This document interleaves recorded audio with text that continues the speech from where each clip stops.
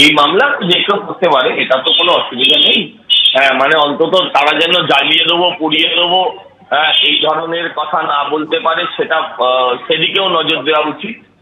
মামলা যে কেউ করতে পারে, হাইকোর্ট হোক, সুপ্রিম কোর্ট হোক, আমাদের তাতে কোনো আপত্তি নেই। আমরা চাই বিশুদ্ধ হোক।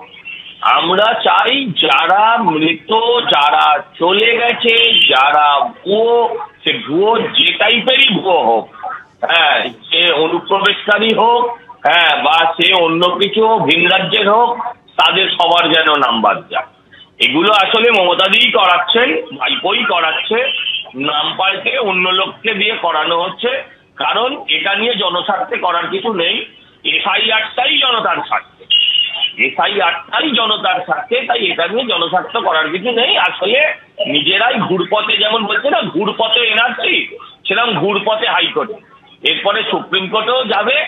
কিন্তু এই এসআইআর যদি কোনোভাবে আটকে যায়, এসআইআর ছাড়া ভোট কিন্তু আর হবে না। আর এসআইআর যদি আটকে যায়, তাহলে সাংবিধানিক সংকটে এই সরকারটা ডুববে। এটাও যেন সরকার মাথায় রাখে যে 5ই মের পর এই সরকারের কিন্তু আর অস্তিত্ব থাকবে না, 5ই মের মধ্যে যদি নতুন গভর্নমেন্ট না। ধন্যবাদ। এসআইআর নিয়ে কলকাতা হাইকোর্টে জনস্বার্থ মামলা দায়ের। মামলা দায়েরের অনুমতি চাইলেন আইনজীবী সব্যসাচী চট্টোপাধ্যায়।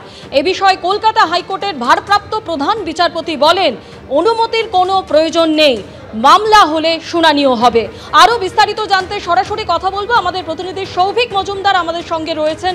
সৌভিক, এ বিষয়ে যে জনস্বার্থ মামলা দায়ের করা হয়েছে এবং যে আবেদন করা হয়েছে, তাতে ঠিক কি কি বলা হয়েছে? দেখো, মূলত এই আবেদনে বলা হয়েছে যে এসআইআর সেটা যেটা পশ্চিমবঙ্গের ক্ষেত্রে সংগঠিত হবে, সেটা যেন কলকাতা হাইকোর্টের নজরদারিতে হয়।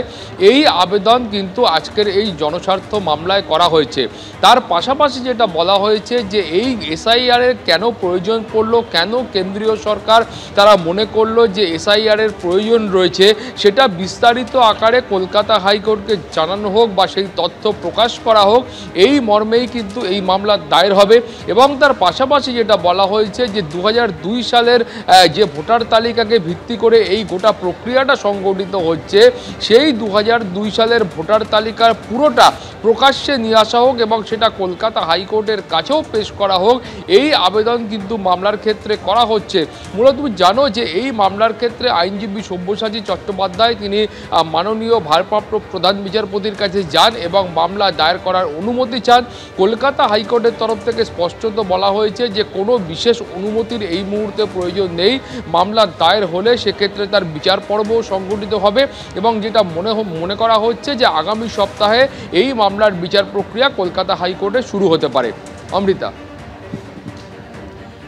সৌভিক, তুমি আমাদের সঙ্গে থাকো। এসআইআর নিয়ে জনস্বার্থ মামলা কলকাতা হাইকোর্টে, মামলা দায়েরের অনুমতি চাইলেন আইনজীবী সব্যসাচী চট্টোপাধ্যায়।